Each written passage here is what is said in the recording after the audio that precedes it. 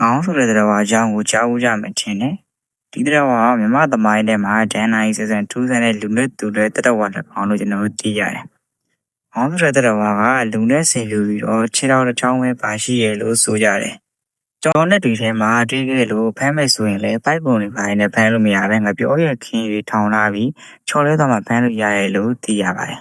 ။ကနန်းပါလာစကားနဲ့စောက်ကုန်းခြေချောင်းအကောင်လို့လည်းခေါ်ရပါတယ်။ကျွန်တော်တို့ရှင်းပါတယ်တိုင်းစင်းကြီးတွေမှာထိတ်ကနာပြောက်သေးဖော်တဲ့နေရာမှာတောင်းရိုးငေါင်းရိုးလို့လည်းပါတယ်လို့သိရပါတယ်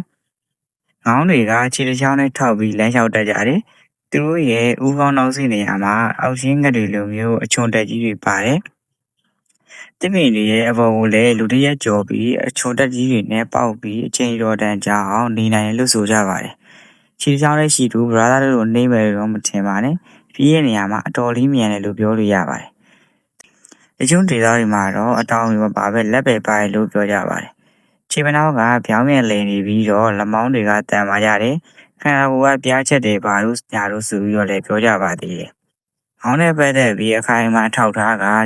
ပုံမောင်မင်းနဲ့ရွှေတိုက်မှာထားတဲ့ရွှေနှမ်းနဲ့လက်သုံးပရပိုက်ဖြူပဲဖြစ်ပါတယ်။ဒီစေးပရပိုက်မှာလူမြောက်ငရှိမောင်းဂိနေရအတီချောင်းနဂါးကလုံအတီချောင်းရည်သူမှာနဂါးငါးကောင်ကျုံးဖို့ကျုံးမပင်ဒီလိုအကြောင်းအရာတွေနဲ့အတူ